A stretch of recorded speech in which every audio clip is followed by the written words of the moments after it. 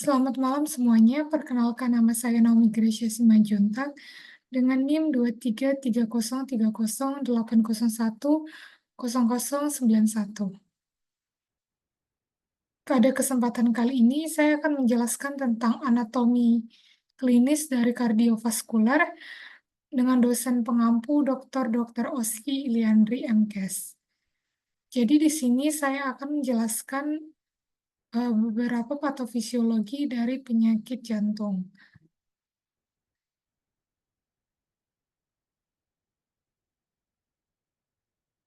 Sebelum saya menjelaskan untuk patofisiologinya, ada baiknya kita mengetahui tentang jantung.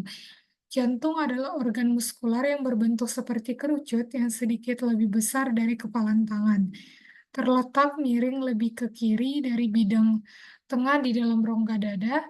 Jantung berfungsi sebagai pompa yang memberi tekanan pada darah sehingga menghasilkan gradien tekanan yang dibutuhkan untuk mengalirkan darah sampai ke jari. Jadi di sini saya akan menjelaskan patofisiologi dari gagal jantung, paten ductus arteriosus, tetralogy of Fallot, arterial septal defect, dan ventricular septal defect.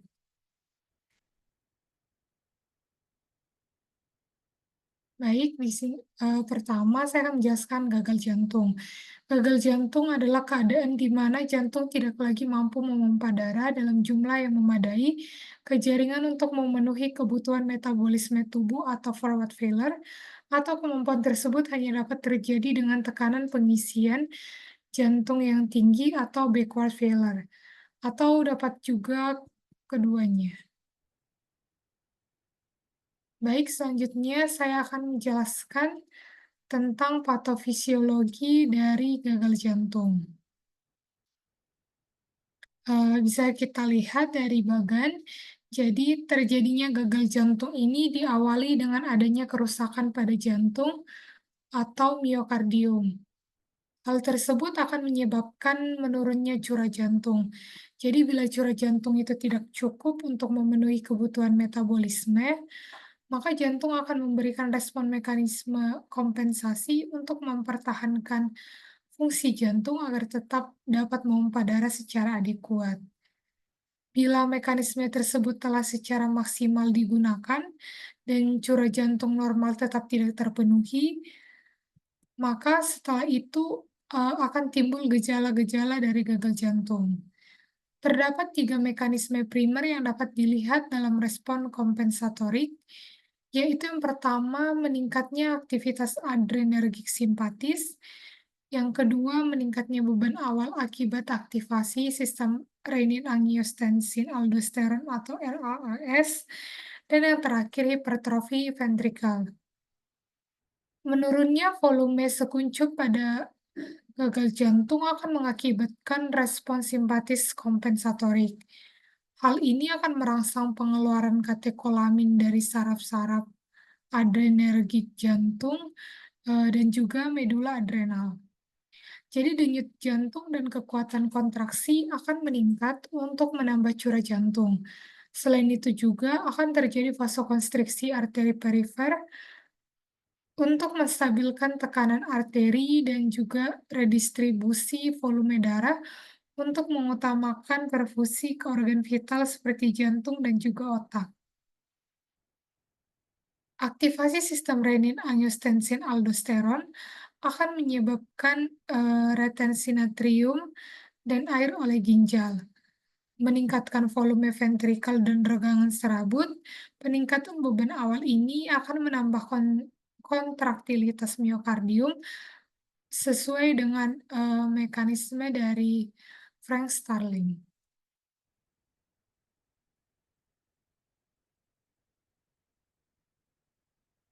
Baik, selanjutnya respon kompensatorik yang terakhir pada gagal jantung adalah hipertrofi miokardium atau bertambahnya ketebalan otot jantung. Hipertrofi ini akan meningkatkan jumlah dari sarkomel dalam sel-sel miokardium. Sarkomer ini dapat bertambah secara paralel atau juga serial, bergantung pada jenis beban hemodinamik yang mengakibatkan gagal jantung tersebut. Jadi awalnya respon dari kompensatorik sirkulasi ini memiliki efek yang menguntungkan. Namun pada akhirnya mekanisme dari kompensatorik dapat juga menimbulkan gejala dan juga meningkatkan kerja jantung. Hasil akhir dari peristiwa tersebut adalah meningkatnya beban miokardium dan terus berlangsungnya gagal jantung. Baik, selanjutnya saya akan menjelaskan tentang paten ductus arteriosus. Jadi, paten ductus arteriosus atau PDA ini adalah kelainan kongenital yang ditandai adanya kegagalan penutupan dari ductus arteriosus segera setelah lahir. Dampak tidak menutupnya ductus arteriosus ini akan terjadi gangguan hemodinamik, akan memperberat masalah lain yang menyertai bayi prematur sehingga akan meningkatkan morbiditas dan juga mortalitas. Kelainan tersebut tadi sering dijumpai pada bayi. Baik, selanjutnya saya akan menjelaskan tentang patofisiologi dari paten ductus arteriosus. Jadi, sumber oksigen janin selama masa intrauterin berasal dari plasenta, bukan dari paru-paru seperti pada bayi baru lahir. Paru-paru itu belum berfungsi sebagai alat pertukaran gas selama masa intrauterin karena tidak dilewati oleh darah. Hal ini disebabkan karena tekanan di paru masih sangat tinggi pada masa uteri. Selain itu juga, bayi berada dalam air ketuban yang juga memenuhi saluran nafas sampai ke saluran nafas yang terkecil, sehingga tidak memungkinkan untuk melakukan pertukaran gas. Darah yang mengandung oksigen yang tinggi dari plasenta itu nantinya akan mengalir melalui, vena umbilikalis dan akan melintasi hati melalui ductus venosus. Nah, dari ductus venosus ini, darahnya ini akan masuk ke vena cava inferior untuk selanjutnya masuk ke atrium kanan. Sebagian besar atau 2/3 darah dari atrium kanan akan menyeberang ke atrium kiri melalui, yang namanya foramen ovale untuk selanjutnya mengalir ke ventrikel kiri dan akhirnya dipompakan ke aorta untuk dibagi-bagikan ke seluruh tubuh.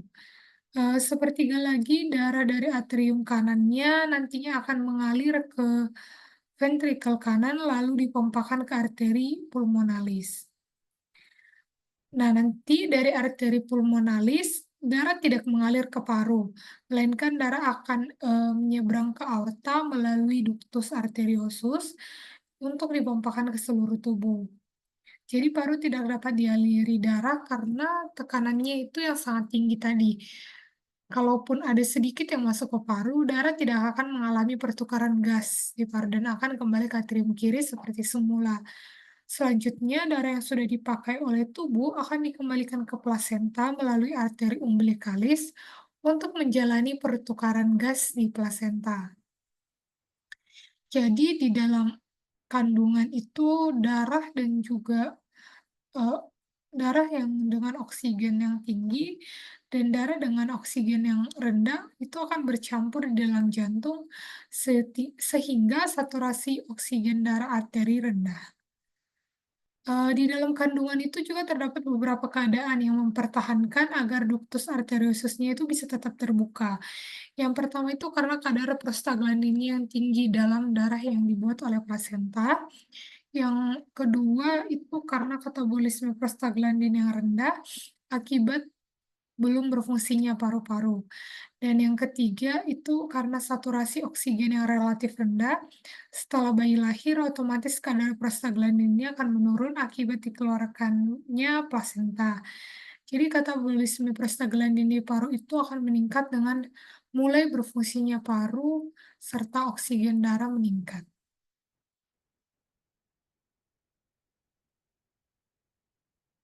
Ketiga hal itulah nanti yang akan menyebabkan paten ductus arteriosus menutup setelah bayi lahir. Jika ditemukan keadaan yang membuat oksigen darah tidak meningkat, seperti pada bayi yang mengalami distress pernapasan, atau bayi prematur dengan kadar Pg masih tinggi, serta terdapat imaturitas duktus yang tidak memberikan respon dengan kenaikan oksigen, maka terjadilah paten ductus arteriosus yang angkanya meningkat terutama pada bayi prematur dibandingkan dengan BCB. Di sini ada gambar dari paten ductus arteriosus perbandingan dengan, gambar jantung normal, bisa, eee, teman-teman perhatikan. Baik, selanjutnya saya akan menjelaskan tentang tetralogi dari, of Fallot, yang artinya adalah penyakit jantung kongenital yang merupakan suatu, penyakit kardiovaskular yang ada sejak lahir dan terjadi karena kelainan perkembangan dengan gejala cyanosis, karena terdapatnya 4 kelainan. Yang pertama itu defek septum ventricle, yang kedua stenosis pulmonal, yang ketiga overriding aorta, dan yang terakhir hipertrofi dari ventrikel kanan. Baik untuk patofisiologi dari tetralogi of Fallot, secara anatomis, sesungguhnya tetralogi of Fallot itu adalah suatu defek ventrikel subaortik yang disertai deviasi kanteriol sebelum infundibular atau bagian basal dekat dari aorta. Nah, deviasi ini akan menyebabkan akar aorta bergeser ke depan, atau yang biasa disebut dextroposisi aorta. Sehingga terjadilah overreading aorta terhadap septum interventrikular, stenosis pada bagian infundibular ventrikel kanan, dan hipoplasia arteri pulmonal. Untuk defisiasi septum infundibular ke arah anterior, itu sesungguhnya bagian yang paling esensial nih pada tetralogi of Fallot. Itulah sebabnya suatu defek septum ventricle dan juga overreading aorta yang disertai stenosis pulmonal valvular misalnya tidak bisa disebut sebagai tetralogi Fallot. Apabila tidak terdapat defisiensi septum infundibular anterior, terkadang tetralogi Fallot disertai pada adanya septum atrium sekunder dan kelompok kelainan itulah yang baru disebut sebagai tetralogi Fallot. Untuk tekanan dalam ventrikel kanan itu biasanya meninggi karena adanya obstruksi dari infundibular. Tapi dengan adanya efek septum ventrikular tetapi dengan adanya efek, septum ventrikular yang pada tetralogi Fallot, jadi darah didorong ke kiri masuk ke aorta, sehingga tekanan dalam ventrikel kanan, kiri, dan juga aorta itu relatif menjadi sama.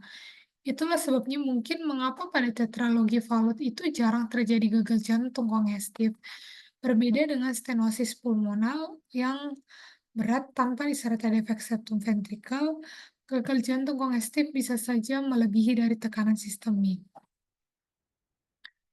Selanjutnya, sianosis itu adalah gejala dari tetralogi Fallot yang utama. Berat ringannya sianosis itu tergantung dari severitas stenosis infundibular yang terjadi pada tetralogi Fallot dan juga arah pirau dari interventrikular. Jadi sianosis itu dapat timbul semenjak lahir dan ini menandakan adanya suatu sianosis, adanya suatu stenosis pulmonal yang berat atau bahkan atresia pulmonal atau bisa pula sianosis timbul beberapa bulan kemudian pada stenosis pulmonal yang ringan. Sianosis itu biasanya berkembang perlahan-lahan, seturut dengan bertambahnya usia dan ini juga menandakan adanya peningkatan hipertrofi infundibular pulmonal yang nantinya akan memperberat, obstruksi pada bagian tersebut. Sianosis infundibular juga merupakan beban tekanan berlebih yang kronis bagi ventrikel kanan, sehingga lama-lama ventrikel kanan itu akan mengalami hipertrofi. Di samping itu, dengan meningkatnya usia dan juga tekanan dalam ventrikel kanan, kolateralisasi aorta pulmonal juga sering tumbuh luas pada tetralogi Fallot melalui cabang-cabang mediastinal, bronkial, esofageal, subclavial, dan juga anomali arteri lainnya. Kolateralisasi itu, disebut sebagai MACA atau Major Aorta Pulmonary Collateral Artery. Baik, selanjutnya saya akan menjelaskan tentang ventrikular dari septal defect. Untuk defek septum ventrikular atau VSD ini, itu adalah kelainan jantung kongenital yang ditandai dengan adanya hubungan abnormal antara ventrikel kanan dan kiri, sehingga menimbulkan gangguan yang namanya gangguan hemodinamik. VSD tadi merupakan kelainan jantung bawaan. Dia itu paling sering terjadi pada anak-anak, serta kelainan kedua paling sering ditemui pada orang dewasa setelah katup aorta bikuspid. Untuk patofisiologi dari ventricular septal defect, itu menyebabkan tekanan ventrikel kirinya meningkat dan resistensi sirkulasi arteri sistemiknya itu lebih tinggi dibandingkan resistensi pulmonal melalui defek septum. Jadi volume darah di paru itu akan meningkat dan terjadilah resistensi pembuluh darah paru. Dengan demikian, tekanan di ventrikel kanan itu akan meningkat akibat adanya pirau dari kiri ke kanan.